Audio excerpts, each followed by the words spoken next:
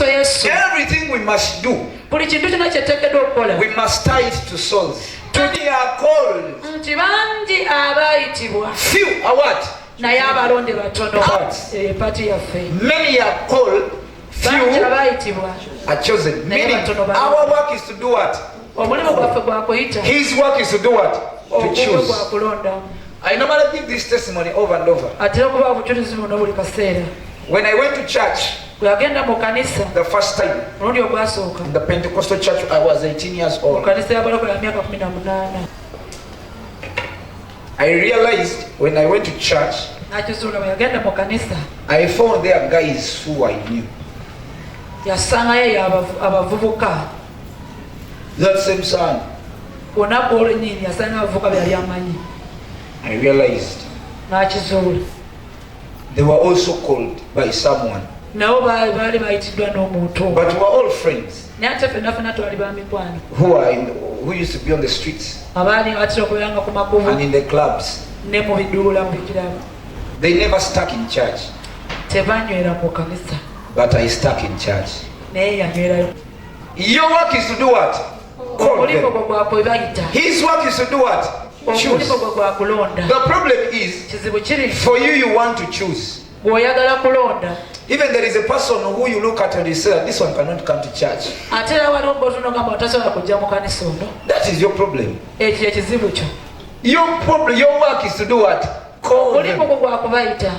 Invite them. His work is to do what? He will choose. Chooses a person.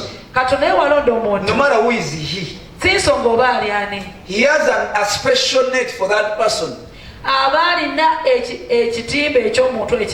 In a way you cannot imagine. He has a need for every one of us. To some people he will use poverty. To some people he will use what? Sickness. Those are needs. If you're not aware. To some people he will use things can be attacking you and you don't know what they are attacking. All of us have reasons why we are seated in church. But they are different.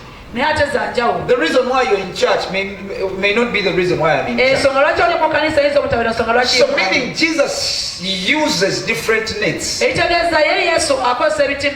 capture different people. He uses different hooks to catch different people.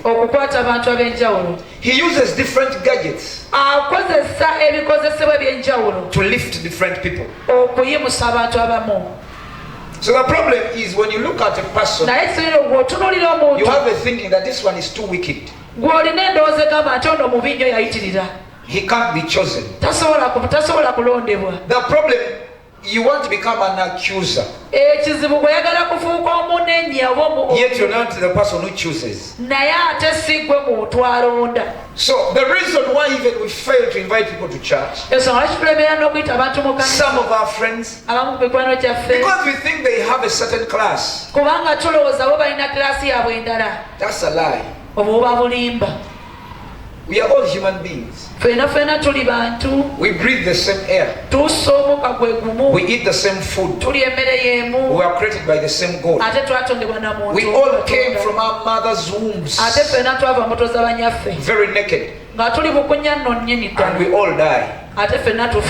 And God has a special need for all of us. Like God had special wombs for all of us. Like God chose different tribes for all of us. But we all belong to Him. So He has ways He can get us. But to reach to man, He uses you. There is a line of people that must be in church because you came to church.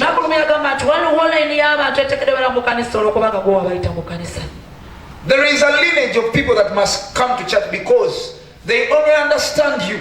And according to God, you are the right fisherman. For those class of people, you are the right vessel. You are the man who is supposed to cast the net for him. Gwe musajja ateekeddwa okusuula ekitimba ku lwa Katonda. You are the man who is supposed to get on the boat. Gwe musajja ateekeddwa okutuula mu lyato. Get to the sea. Ogende mu nnyanja. Your work is to cast his net. Omulimu gwo gwe kusuulayo bitimba bye. That is what you're supposed to do. Ekyo oteekeddwa okukola. So that scripture we read. Ekyandikwa kye tusomye. For many are called.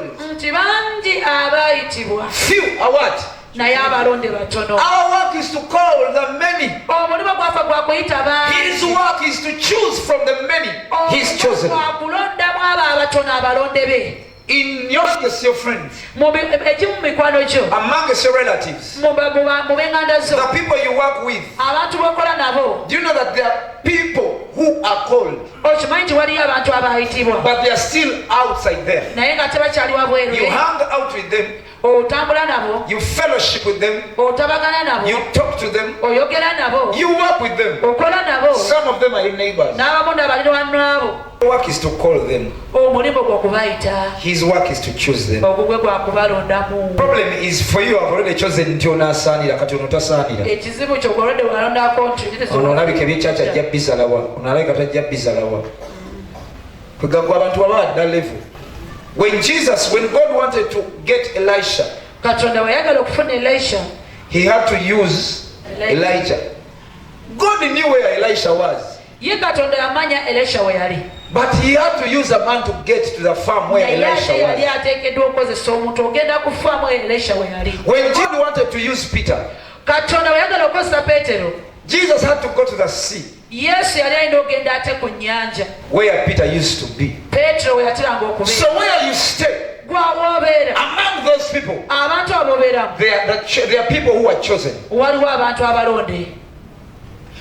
you work, there are people who are chosen. Your work is to do what? Call them. When Jesus